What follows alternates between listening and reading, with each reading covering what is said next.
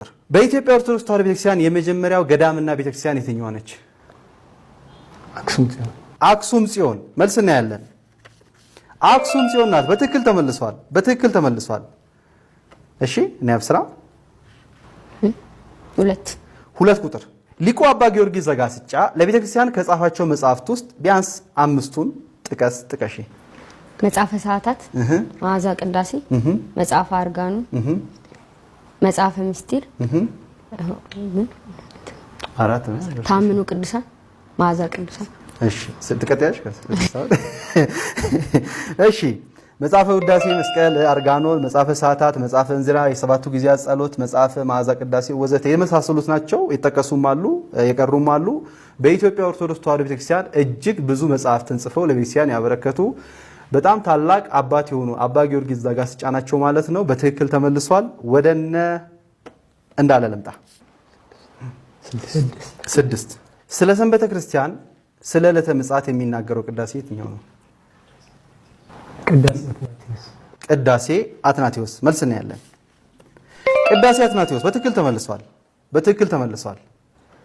እሺ 7 ቁጥር ጥያቄ የኢትዮጵያ ኦርቶዶክስ ተዋሕዶ ቤተክርስቲያን ፓትርያርክ ተጠሪነቱ ለማን ነው?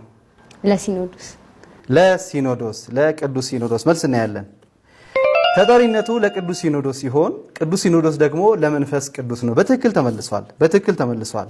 እሺ እንዳለ 3 በሀገራችን በኢትዮጵያ ጥምቀት ታቦት ወጥቶ መከበር የተጀመረው መቼ ነው? በ5ኛው መቶ ክፍለ ዘመን በአፄ ገብረ መስቀል። እሺ በ5ኛው መቶ ክፍለ ዘመን በአፄ ገብረ መስቀል። መልስ ነው ያለን። በ5ኛው መቶ ክፍለ ዘመን በአፄ ገብረ መስቀል ዘመን። በትክክል ተመልሷል። እሺ 4 ቁጥር ጥያቄ 6ቱ እህት አብያተ ክርስቲያናት ወይም ደግሞ ኦሪየንታል ቸርች የሚባሉት ማን ናቸው? በፊት 5 ነበሩ። እሺ የኢትዮጵያ ኦርቶዶክስ ተዋሕዶ ቤተክርስቲያን፣ የአርመን፣ ሶሪያ፣ ግብጽ፣ እስክንድሪያ። ግብጽ ወይም እስክንድሪያ ማለት ነው። ስንት ጠራ?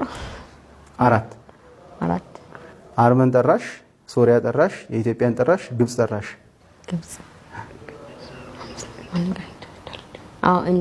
ህንድ። እሺ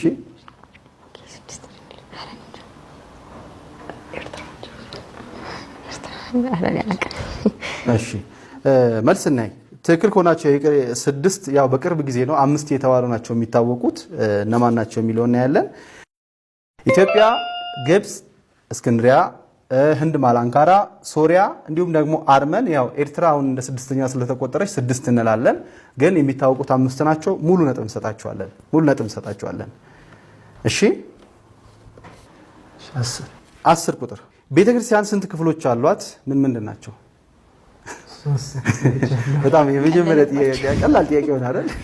እሺ 3 መቅደስ፣ ቅድስትና ቅኔ ማህሌት። እሺ መቅደስ፣ ቅድስት፣ ቅኔ ማህሌት 3 ናቸው ይላል። መልስ ነው ያለን። መቅደስ፣ ቅድስት፣ ቅኔ ማህሌት በትክክል ተመልሰዋል። እሺ 9 ቁጥር ጽጌ ማለት ምን ማለት ነው?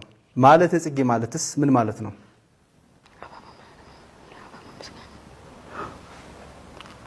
ጽጌ ማለት አበባ ማለት ነው። ማለት ጽጌ ደግሞ የአበባ ምስጋና። እሺ መልስ ነው። ጽጌ ማለት የግዕዝ ቃል ሲሆን ትርጉሙ አበባ የፍሬ ምልክት ማለት ነው። ማለት ጽጌ ደግሞ በአንድ ሲጠቀለል የአበባ ምስጋና ማለት ነው። በትክክል ተመልሷል። 5 እና 8 ከመስከረም 17 እስከ 25 ያለው ሳምንት ምን በመባል ይታወቃል?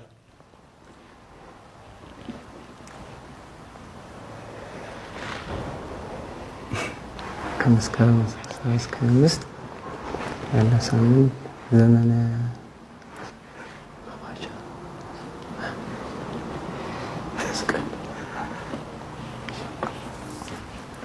መስቀል የመስቀል ነገር ስለሚነገርበት ዘመነ መስቀል እሺ መባት ምናምን የእንትን መውጫ ስለሆነ የጽጌ አበባ እንትን መግቢያ ስለሆነ የሰሞነ ጽጌ መግቢያ ስለሆነ የዘመነ ጽጌ መግቢያ ስለሆነ መባቻ የትኛውን እንያዝ? ዘመነ መስቀልና ዘመነ ጽጌ አይ ዘመነ ጽጌ አላልኩም።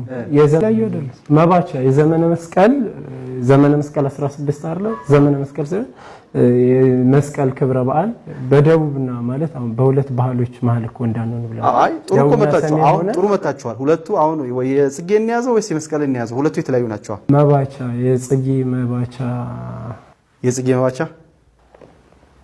ወርስ ተናገር። አይ ሁለቱም እንትን ናቸው። አይ ሁለቱም መልስ አይሆኑ። ለምን መሰለህ? አሁን አንድ መልስ ነው ያለው።